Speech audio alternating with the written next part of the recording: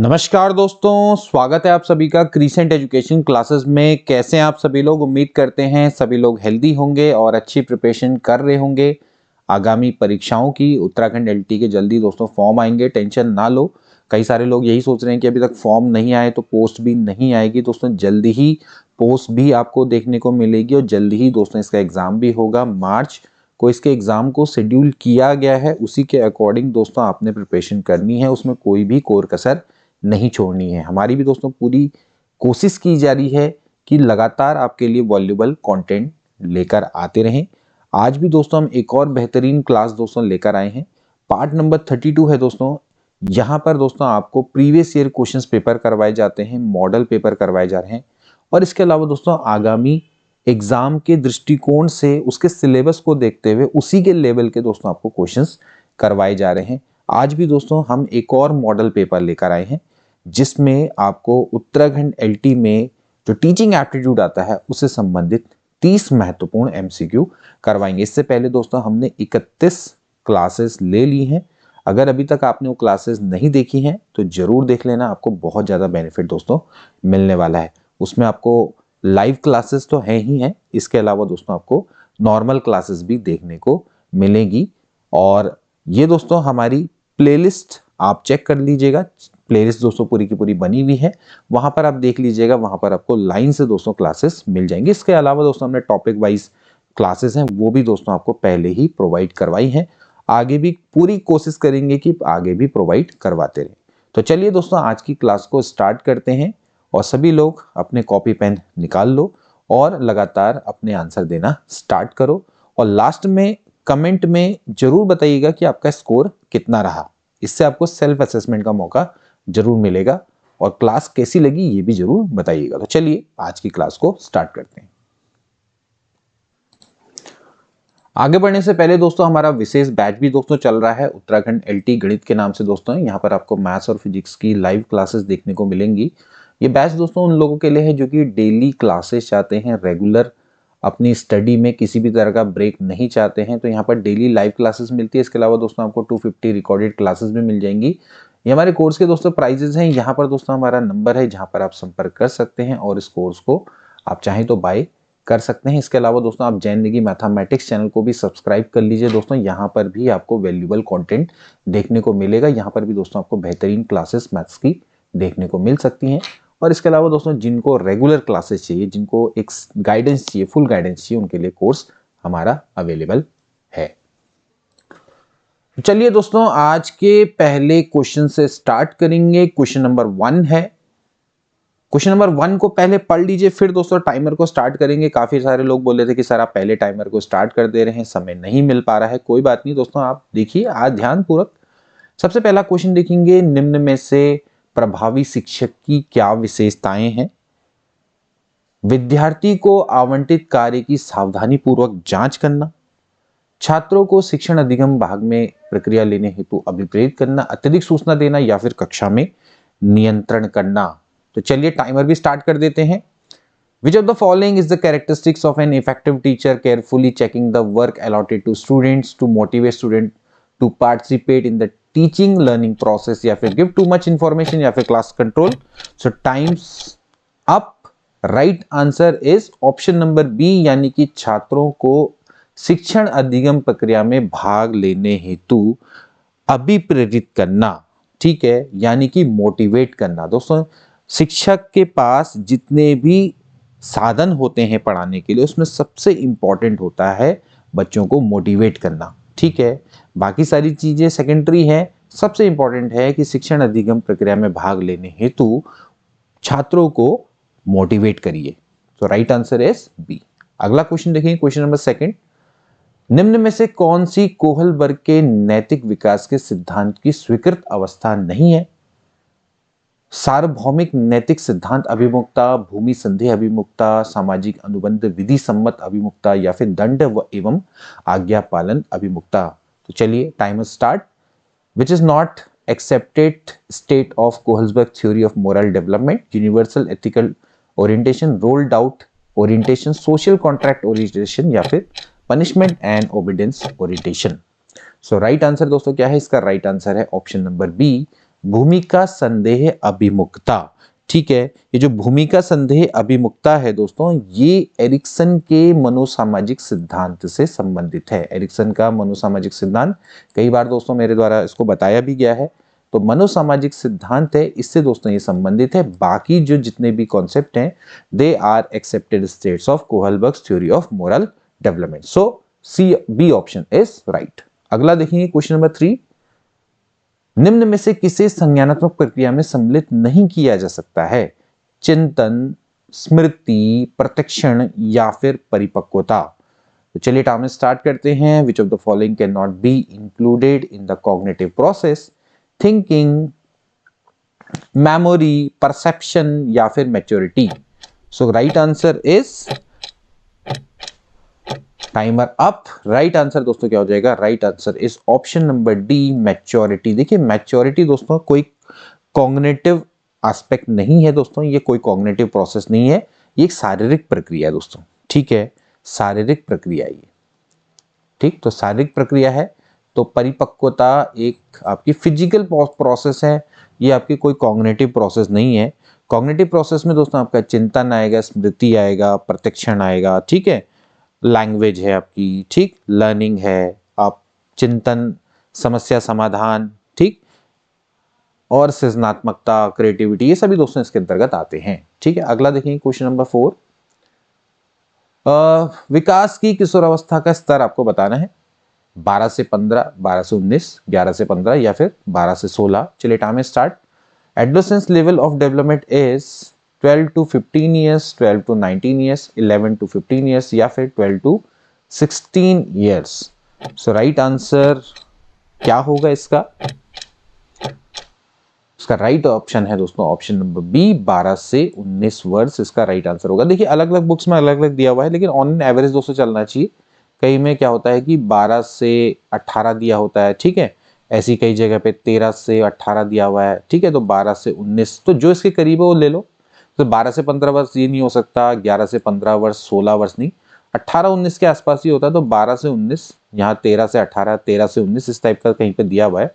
अब इतना मान के चलो 12 से स्टार्ट करो, तो 12 से 18-19, ठीक है, 12-13 इस टाइप से मान लो कि भाई 12-13 से लेके 18-19। अब अलग अलग है, सबके अलग अलग है, तो आप इतना ऑन एन एवरेज मान सकते हो। ठीक है, क्वेश्चन नंबर 5 देखेंगे। विभिन्न अध्ययनों के आधार पर स्पष्ट हुआ है कि जन्म से 2 वर्ष तक बालक का विकास द्रुत गति से होता है एवं यह धीमा हो जाता है। कब? 2 वर्ष से किशोरावस्था तक, 3 वर्ष से किशोरावस्था तक, 4 वर्ष से किशोरावस्था तक या फिर 5 वर्ष से किशोरावस्था तक। वेरियस स्टडी से क्लियर हुआ है कि from the birth to 2 years the child development happens at a rapid pace and then it slows down. So किस अवस्था में होता है? सो राइट ऑप्शन क्या हो जाएगा दोस्तों? इसका राइट ऑप्शन हो जाएगा ऑप्शन नंबर ए। ठीक है, option number A is right, यानी कि 2 वर्ष से किशोरावस्था तक दोस्तों इस समय पर विकास की जो गति होती है वो धीमी हो जाती है।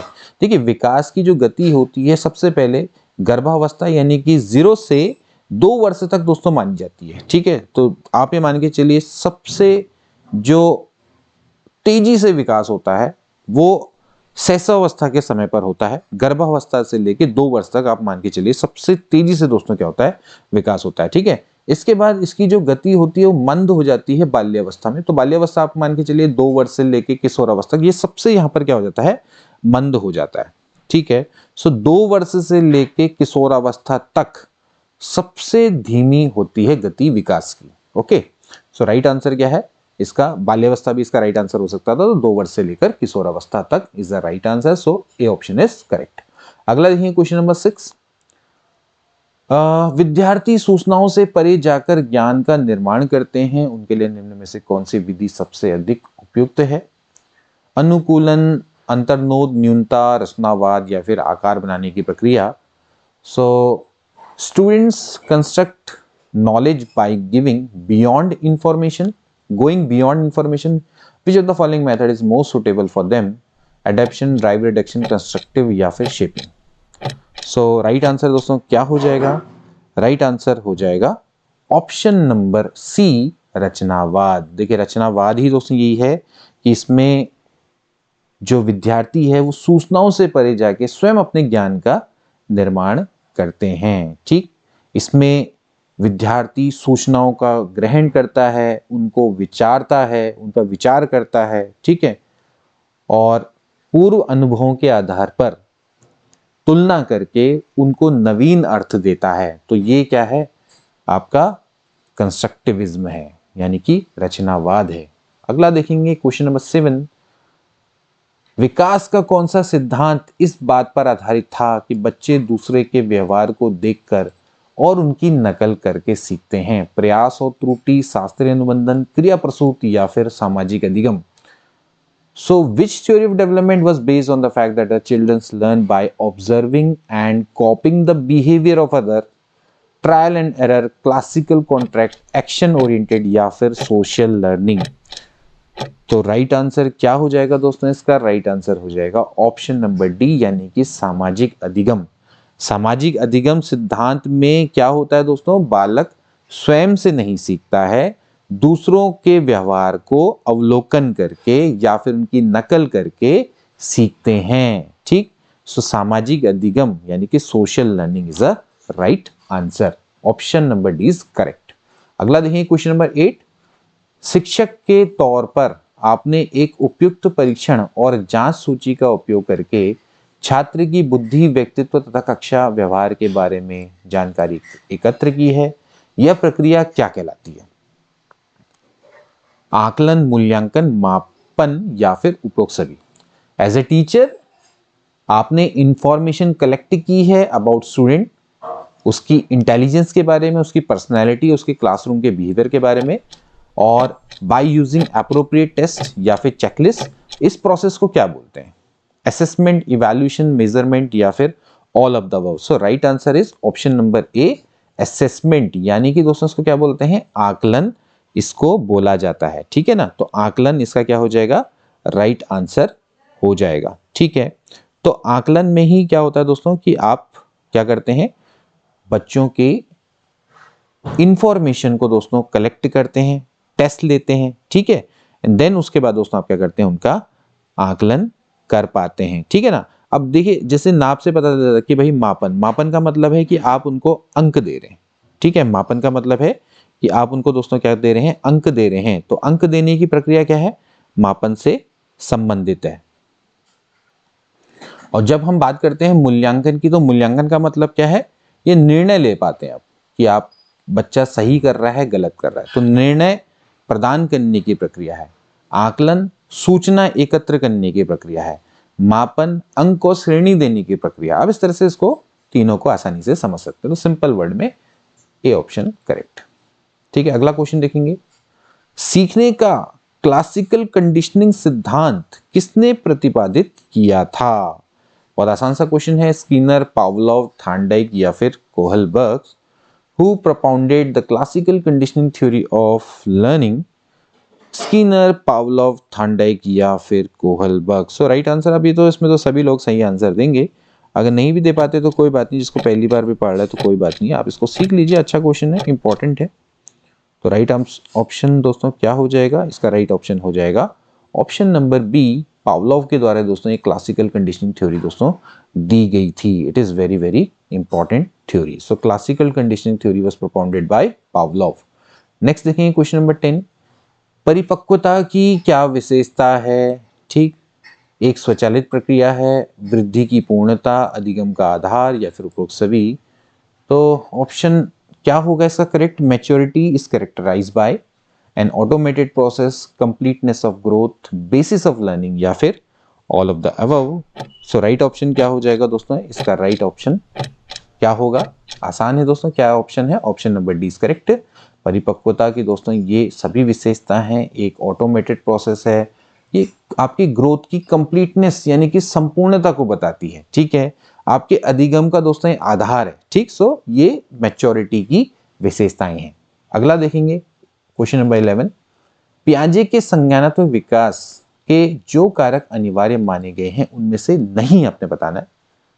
ठीक है, मतलब कि कॉग्निटिव डेवलपमेंट के लिए जो फैक्टर पियाजे के द्वारा जरूरी बताए गए हैं उनमें से कौन सा नहीं है, ये आपका क्वेश्चन है। ठीक है, जैविक परिपक्वता, भौतिक परिवेश के अनुभव, समसंयोजन या फिर कक्षा कक्ष के अनुभव। तो देखिए, biological maturity, experience of physical environment, even combination या फिर क्लासरूम एक्सपीरियंसेस। सो क्या इसका राइट आंसर होना चाहिए? तो राइट ऑप्शन हो जाएगा दोस्तों ऑप्शन नंबर डी, कक्षा कक्ष के अनुभव। ठीक है, यानी कि क्लासरूम एक्सपीरियंस दोस्तों ये पियाजे के संज्ञानात्मक विकास के मुख्य कारक नहीं है। ठीक है, classroom experience is not right.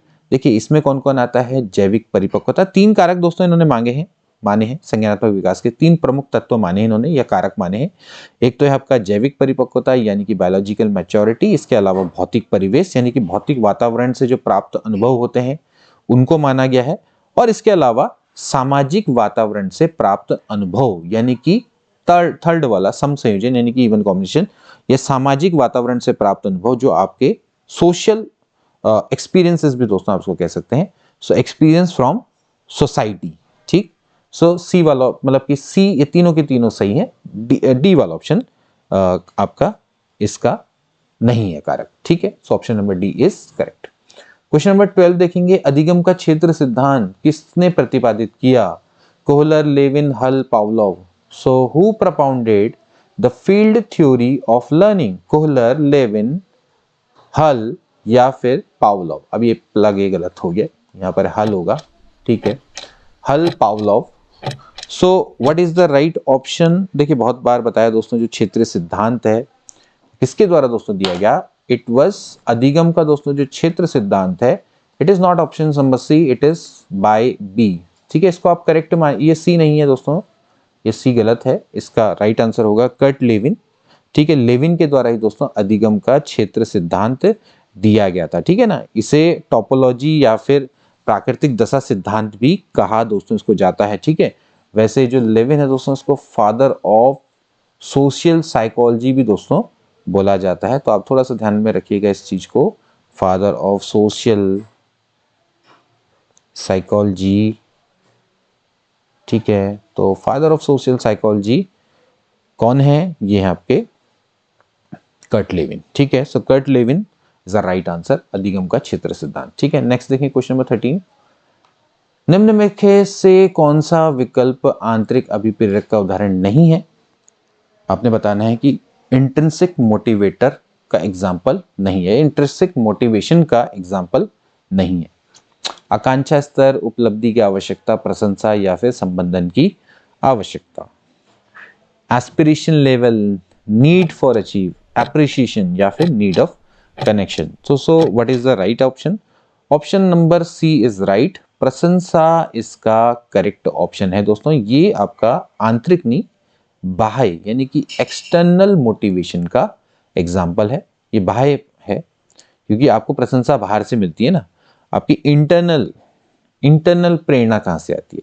जो आपका एस्पिरेशन लेवल है, आपका कितना आकांक्षा का स्तर है, आप एलटी टीचर बनना चाहते हैं। ठीक है, इसके अलावा उपलब्धि की आवश्यकता, आप उसको कितना पाना चाहते हैं, अचीवमेंट कितनी लेना चाहते हैं। ठीक है, नीड ऑफ कनेक्शन, संबंधन की आवश्यकता। ठीक है, they all are the intrinsic example of motivation या इंट्रिंसिक मोटिवेटर आप उसको कह सकते हैं। वाइल जो प्रशंसा है, इसके अलावा पुरस्कार जो आपको मिलता है ये बाहर से मिलता है, प्रशंसा, पुरस्कार, दंड।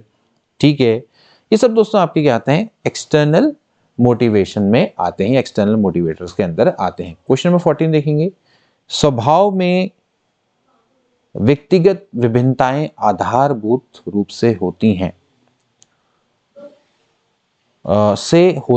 इसके बीच में आपको फिल इन द ब्लैंक है, इसको भरना है। अधिगमिक, जन्मजात, अधिसंग्रहित या फिर सांस्कृतिक। आपसे बोला जा रहा है कि individual differences in temperament are basically learning congenital, acquired या फिर कल्चरल। ठीक, मतलब कि स्वभाव में जो व्यक्तिगत विभिन्नताएं हैं वो किसको व्यक्त करती हैं। ठीक है, तो राइट ऑप्शन क्या हो जाएगा दोस्तों? इसका राइट ऑप्शन हो जाएगा, this is option number B, यानी कि जन्मजात। ठीक है, एक्चुअली क्या होता है ना दोस्तों, ये जो स्वभाव है, स्वभाव में व्यक्तिगत विभिन्नताएं, ये स्वभाव में जो व्यक्तिगत विभिन्नताएं होती है दोस्तों, ये जन्मजात होती है। एक्चुअली स्वभाव ही दोस्तों किसको करता है, हेरिडिटी को शो करता है। ठीक है, अनुवांशिकता को, क्योंकि स्वभाव आप पर ज्यादातर जो आपका स्वभाव है वो अनुवांशिक होता जाता है। ठीक है, तो स्वभाव में व्यक्तिगत विभिन्नताएं, क्योंकि कई बच्चे क्या होते हैं स्वभाव में उनके डिफरेंस होता है। ठीक है, तो एक्चुअली ये जन्मजात होता है। ठीक, यानी कि आपकी पीढ़ी दर पीढ़ी आपका जो स्वभाव है वो रिफ्लेक्ट करता है आप पर। ठीक, तो ये हेरिडेटिकल है, ये आपकी अनुवांशिकता पर ज्यादा डिपेंड करता है। ठीक है, सो राइट ऑप्शन क्या हो जाएगा, बी वाला ऑप्शन करेक्ट है। अगला देखेंगे क्वेश्चन नंबर 15, किसने व्यक्तित्व के किसी भी सिद्धांत को प्रतिपादित नहीं किया है, B F. Skinner, Sigmund Freud, Gordon Allport या फिर रेमंड बी कैटल। किसने पर्सनालिटी का कोई भी थ्योरी नहीं दी है, B F. Skinner, Sigmund Freud, Gordon Allport या फिर Raymond B Cattell. So right option क्या हो जाएगा दोस्तों, राइट ऑप्शन हो जाएगा दोस्तों option number A, B F. Skinner is the right answer. दोस्तों बी.एफ. स्किनर के द्वारा अधिगम सिद्धांत दिया गया है। ठीक है, लर्निंग थ्योरी दी गई है, अधिगम के जितने भी सिद्धांत है वो दिए गए हैं। बाकी सिगमंड फ्राइड है, गोल्डन आइपोर्ट है या फिर रेमंड बी कैटल है दोस्तों, ये सारे के सारे आपके व्यक्तित्व के सिद्धांत से संबंधित है। ठीक है ना, सिगमंड फ्राइड है दोस्तों, ये मनोविश्लेषण सिद्धांत से संबंधित है। ठीक है, golden Allport, Raymond B cattle, ये दोस्तों आपके व्यक्तित्व के सील गुड सिद्धांत से दोस्तों संबंधित है। तो ये सारे के सारे जो हैं वो पर्सनैलिटी से संबंधित दोस्तों इन्होंने सिद्धांत दिए हैं। इसके बाद अगला देखेंगे, निम्नलिखित में से कौन सा बुद्धि का सिद्धांत प्रक्रिया उन्मुखी सिद्धांत की श्रेणी में नहीं आता है। Which of the following theory of intelligence does not fall in the category of process oriented theory? ठीक है, प्रोसेस ओरिएंटेड थ्योरी के अंतर्गत नहीं आता है। ठीक है, तो स्पीयरमैन का सिद्धांत, केटल व हॉर्न का सिद्धांत, स्टर्नबर्ग का सिद्धांत या फिर जेनसन का सिद्धांत। Spearman theory, kettle and horn theory, ठीक है, स्टर्नबर्ग थ्योरी या फिर जेनसन थ्योरी। एक्चुअली ये कौन सी फॉलोइंग जो थ्योरी ऑफ इंटेलिजेंस है जो कि प्रोसेस ओरिएंटेशन थ्योरी के अंतर्गत नहीं आती है, तो option number A is correct. Spearman का दोस्तों जो सिद्धांत है जो कि 1904 में दिया गया था दोस्तों, ये आपका ये इसके अंतर्गत नहीं आता, it does not fall in the category of process oriented theory. जबकि केटल और हॉर्न का सिद्धांत है, स्टर्नबर्ग का सिद्धांत है, जेनसन का सिद्धांत है, ये सभी दोस्तों आपके क्या हैं, ये आपके ओरिएंटेड प्रोसेस ओरिएंटेड थ्योरी की श्रेणी के अंतर्गत आते हैं। अगला देखेंगे क्वेश्चन नंबर 17, निम्न में से कौन सा संवेगात्मक बुद्धि का आयाम नहीं है। चार ऑप्शन देखिए, संवेगों का प्रत्यक्षीकरण, मूल्यांकन और अभिव्यक्ति, संवेगों की समझ और विश्लेषण, समस्या समाधान की जन्मजात क्षमता या फिर चिंतन का संवेगात्मक सुगमीकरण। चलिए इसको देखेंगे। Which of the following is not the dimension of emotional intelligence? आपको बताने की कौन सा इसके अंतर्गत नहीं है। ठीक है, तो अगर आप चारों ऑप्शन देखें, आप इंग्लिश में भी देख लीजिए एक बार, तो राइट ऑप्शन क्या हो जाएगा दोस्तों, राइट ऑप्शन हो जाएगा सी वाला, समस्या समाधान की जन्मजात क्षमता। देखिए जो संवेगात्मक बुद्धि है दोस्तों, या संवेगात्मक बुद्धि की हम बात करते हैं, तो ये जन्मजात क्षमता नहीं होती है, ये एक्वायर्ड होती है, यानी कि अर्जित होती है। ठीक, बाकी सारी चीजें हैं कि भैया perception, evaluation and expression of emotion, ठीक है, इसके अलावा संवेगों की समझ और विश्लेषण, ठीक है, चिंतन का संवेगात्मक सुगमीकरण यानी कि इमोशनल फैसिलेशन ऑफ थिंकिंग, ठीक है, they all are the dimension of emotional intelligence.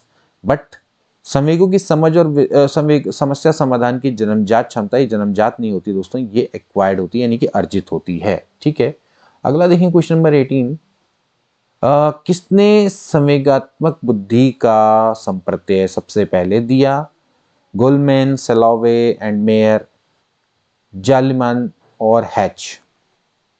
जलीमान और हैच, ये जिलमान होगा, जलीमान नहीं होगा, जिलमान होगा, ठीक है, जेलमैन। ठीक है, who first give the concept of emotional intelligence, Goleman, Salovey and Mayer, Zillmann और hatch.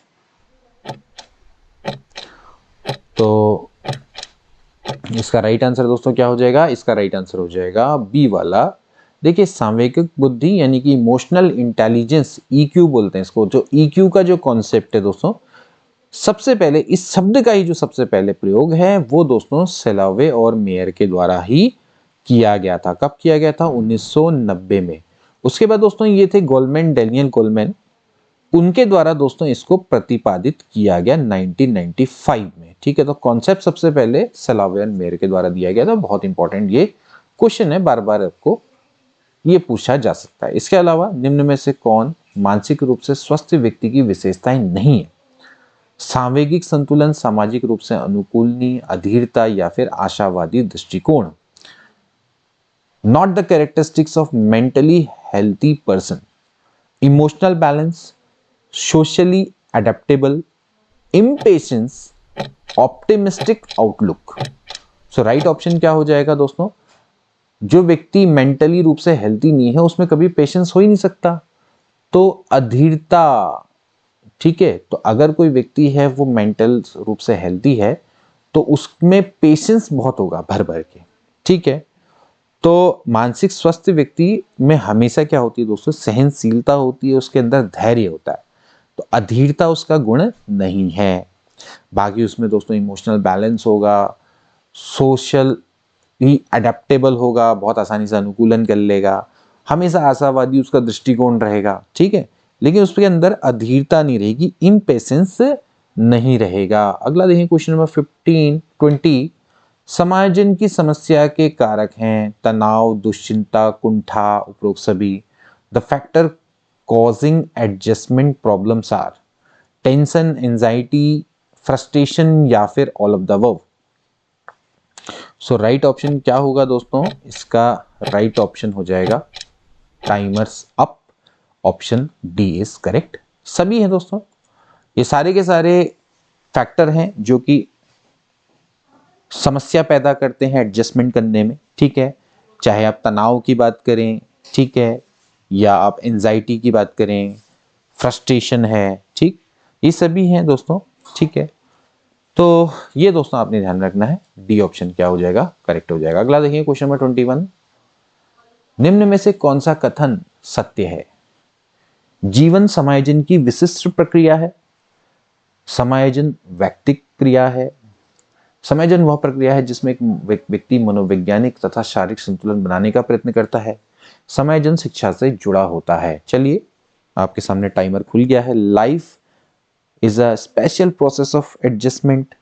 Adjustment is an individual action. Adjustment is a process by which a person tries to maintain psychological and physical balance. Adjustment is related to education. So what is the right option? Option number C is right. बहुत आसान है दोस्तों, समायोजन वह प्रक्रिया है जिसमें व्यक्ति मनोवैज्ञानिक तथा शारीरिक संतुलन बनाए रखने का प्रयास करता है। ठीक है, तो जो समायोजन एक सामान्य क्रिया है, देखिए ये वैयक्तिक क्रिया है और सामूहिक रूप से भी होता है। ठीक है, सो ऑप्शन जो बी वाला है वो भी बिल्कुल वो आपका ये ठीक है, मतलब कि समायोजन वैयक्तिक क्रिया है, खाली ये कहना भी एकदम सही नहीं है, सामूहिक रूप से भी होता है। ठीक है, और जीवन समायोजन की विशिष्ट क्रिया है, गलत है दोस्तों ये भी। ठीक है, अब देखिए समायोजन केवल आपकी शिक्षा से जुड़ा नहीं होता है। ठीक है, जैसे कहना है ना कि इसका शिक्षा से जुड़ा हुआ है, तो समायोजन केवल शिक्षा से जुड़ा हुआ नहीं है, समायोजन आपकी प्रत्येक क्षेत्र से संबंधित होता है। ठीक है, और ये शारीरिक और मानसिक संतुलन है एक तरह का। ठीक है, प्रत्येक क्षेत्र में होता है। तो देखा जाए तो option number C is correct कि समायोजन वह प्रक्रिया है जिसमें व्यक्ति मनोवैज्ञानिक तथा शारीरिक संतुलन बनाए रखने का प्रयास करता है। तो समायोजन केवल व्यक्तिगत क्रिया नहीं है, ये आपकी सामूहिक प्रक्रिया भी है। इसके अलावा समायोजन शिक्षा से जुड़ा हुआ है, not only related to education, it is related to all aspects of your life. Okay, और शारीरिक और मानसिक संतुलन ये बनाए रखने का प्रयास करता है। जीवन समायोजन की विशेष क्रिया नो। ठीक है, life is a special process of adjustment, not at all. ठीक है, अगला देखिए क्वेश्चन नंबर 22। किसी समस्या के मूल और अलग अलग समाधानों के कारण आने की क्षमता एक को प्राथमिक विशेषता है। आपने बताना है कि किसकी विशेषता है ये। ठीक है, फिल इन द ब्लैंक से। किसी समस्या के ओरिजिन और उसके अलग अलग समाधानों के कारण को की क्षमता होती है कि समस्या के ओरिजिन के बारे में समझ लो, उसके अलग अलग समाधानों के बारे में सोच ले। ऐसा कौन सा बालक होता होगा? आत्म केंद्रित बालक, मानसिक मंदित बालक, पिछले बालक या फिर सृजनात्मक बालक? तो ego centric child, mentally retarded child, backward child या फिर क्रिएटिव चाइल्ड? सो राइट ऑप्शन क्या हो जाएगा दोस्तों? राइट ऑप्शन हो जाएगा timer's up, option number D is correct. यानी कि सृजनात्मक बालक जो होता है दोस्तों, क्रिएटिव चाइल्ड, क्योंकि दोस्तों ये क्या करता है? डाइवर्जेंट थिंकिंग करता है, यानी कि अपसारी चिंतन करता है।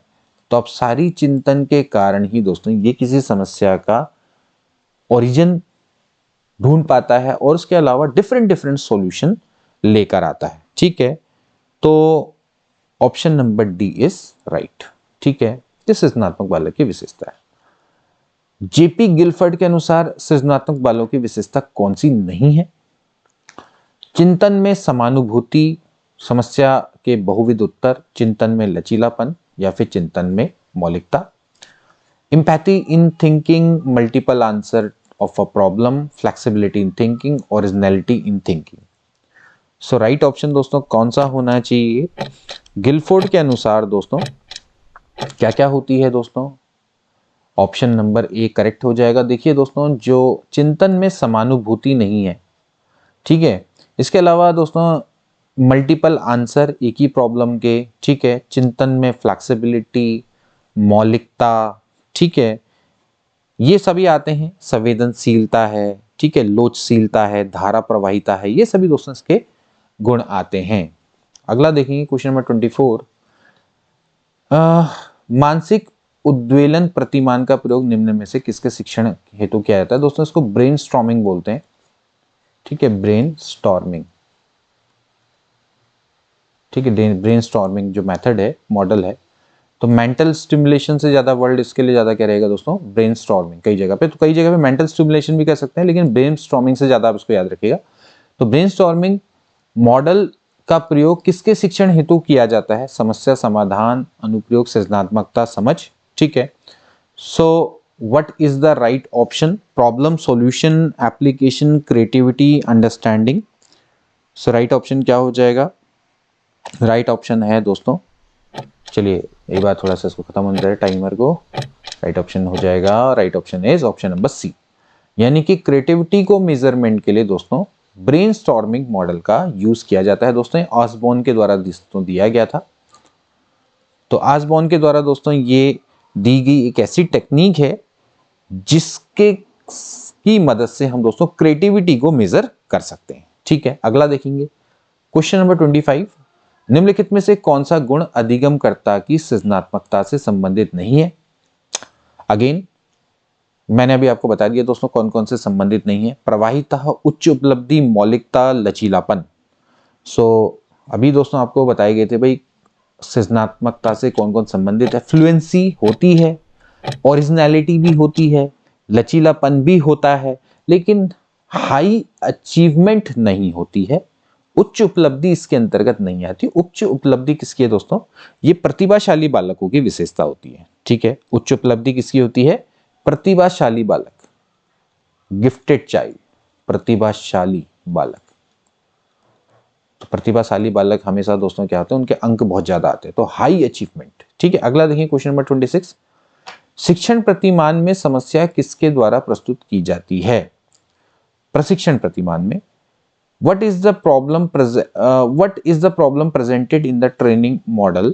किसके द्वारा प्रस्तुत करते हैं? who मतलब कौन प्रस्तुत करता है? ठीक है, शिक्षक विद्यार्थी दोनों या फिर अभिभावक, यानी कि teacher student, both teacher student या फिर गार्जियन। तो देखिए दोस्तों, जो चलिए इसका पहले टाइमर खत्म होने देते हैं। टाइमर खत्म होगा तो ऑप्शन कौन सा करेक्ट आएगा? ऑप्शन नंबर ए। देखिए आपने दोस्तों एक पढ़ा होगा पूछताछ शिक्षण प्रतिमान। तो पूछताछ शिक्षण प्रतिमान है, इंक्वायरी टीचिंग मॉडल है। तो इंक्वायरी टीचिंग मॉडल में दोस्तों जनरली क्या होता है कि इसमें टीचर पहले क्या करता है दोस्तों? बच्चों के सामने समस्या प्रस्तुत करता है। ठीक है, तो बच्चों के सामने समस्या किसके द्वारा प्रस्तुत की जाती है? हमेशा टीचर के द्वारा ही प्रस्तुत की जाती है। ठीक है, अगला देखिए क्वेश्चन नंबर 27। अग्रिम व्यवस्थापक प्रतिमान किस सिद्धांत पर आधारित है? ठीक है, अग्रिम व्यवस्थापक प्रतिमान यानी कि एडवांस ऑर्गेनाइजर मॉडल, ठीक है, ये किस पर आधारित है? पुनर्बलन का सिद्धांत, अर्थपूर्ण शाब्दिक अधिगम का सिद्धांत, अनुबंधन का सिद्धांत या फिर अभिप्रेरण का सिद्धांत? तो अग्रिम संगठन प्रतिमान एडवांस ऑर्गेनाइजर मॉडल, ठीक, ये दोस्तों किस पर आधारित है? तो option number B is right, अर्थपूर्ण शाब्दिक अधिगम सिद्धांत यानी कि theory of meaningful verbal learning, ये दोस्तों इस पर आधारित है। ठीक है, इसके अलावा ये सूचना प्रक्रिया सिद्धांत है, उस पर भी दोस्तों आधारित है। ठीक, इंफॉर्मेशन प्रोसेस मॉडल, तो theory of meaningful verbal learning या फिर अर्थपूर्ण शाब्दिक अधिगम का सिद्धांत और सूचना प्रक्रिया के सिद्धांत पर यह आधारित है। अगला देखिए क्वेश्चन नंबर 28, निम्न में से कौन सा संप्रेषण प्रक्रिया के प्रमुख 4 तत्वों में शामिल नहीं है? संप्रेषण प्रक्रिया के दोस्तों 4 प्रमुख तत्व होते हैं, उसमें कौन शामिल नहीं है? भाषा, संदेश, माध्यम, स्रोत। ठीक है, तो संप्रेषण की जब प्रक्रिया होती है तो उसमें क्या इंपॉर्टेंस नहीं रखता है? ठीक है ना, तो क्या इसका राइट ऑप्शन होना चाहिए? ध्यानपूर्वक देखेंगे दोस्तों, तो राइट ऑप्शन क्या हो जाएगा? ऑप्शन नंबर ए दोस्तों, जो संप्रेषण है उसमें भाषा इंपॉर्टेंट नहीं है, क्योंकि जो संप्रेषण है दोस्तों दोनों तरह से हो सकता है, शाब्दिक भी हो सकता है और अशाब्दिक भी हो सकता है। ठीक है ना, तो इसमें होता क्या है दोस्तों, एक सेंडर होता है, बीच में माध्यम होता है, फिर उसके बाद रिसीवर होता है। ठीक है, संदेश भेजा जाता है, बीच में माध्यम होता है। ठीक है, स्रोत मतलब जहां से आया, सोर्स, उसके बाद माध्यम जहां पर वो जिस माध्यम से हो जाएगा, और संदेश है जिसको आप भेज रहे हो, फिर एक रिसीवर होता है। तो ये 4 इंपॉर्टेंट होते हैं। बाकी इसमें language is not important. Language तो क्योंकि संप्रेषण आपका जरूरी नहीं है कि लैंग्वेज के थ्रू ही हो, कभी कभार इशारों में भी हो जाता है। ठीक है, यानी कि वहां पर शब्दों की आवश्यकता ही नहीं होती है। ठीक, सो इस तरह से भाषा इसमें अनिवार्य नहीं होती है। क्वेश्चन नंबर 29 देखेंगे, निम्न में से कौन सा सूचना प्रक्रिया शिक्षण प्रतिमान का उदाहरण है? इंफॉर्मेशन प्रोसेसिंग लर्निंग मॉडल का एग्जाम्पल बताना है आपने। सामाजिक अंतः प्रक्रिया प्रतिमान, निष्पत्ति प्रत्यय प्रतिमान, प्रयोगशाला शिक्षण प्रतिमान, समूह अन्वेषण प्रतिमान। आपको सिंपली ये बताना है कि इंफॉर्मेशन प्रोसेसिंग लर्निंग मॉडल के अंतर्गत कौन कौन आएगा। ठीक, तो right option is option number B is correct दोस्तों, जो निष्पत्ति प्रत्यनुमान होता है, यानी कि जो आपका परफॉर्मेंस आती है या आउटपुट आता है, तो उसका जो कॉन्सेप्ट मॉडल है वही दोस्तों आपका क्या है, सूचना प्रक्रिया प्रतिमान का उदाहरण है। बाकी सामाजिक अंतः क्रिया, प्रयोगशाला, समूह अन्वेषण, ये दोस्तों इसके अंतर्गत नहीं आते हैं। अगला देखिए, लास्ट क्वेश्चन है दोस्तों आज का, ब्लूप्रिंट निम्न में से किसका महत्वपूर्ण घटक है? ब्लूप्रिंट हम क्यों बनाते हैं? परीक्षण प्रशासन, परीक्षण अंकन, परीक्षण वैधता, परीक्षण निर्माण, यानी कि test administration, test marking, test validity या फिर टेस्ट बिल्ड। तो राइट ऑप्शन क्या होना चाहिए दोस्तों? राइट ऑप्शन हो जाएगा timer's up, option number D is correct. परीक्षण निर्माण का दोस्तों ये बहुत इंपॉर्टेंट घटक है ब्लूप्रिंट।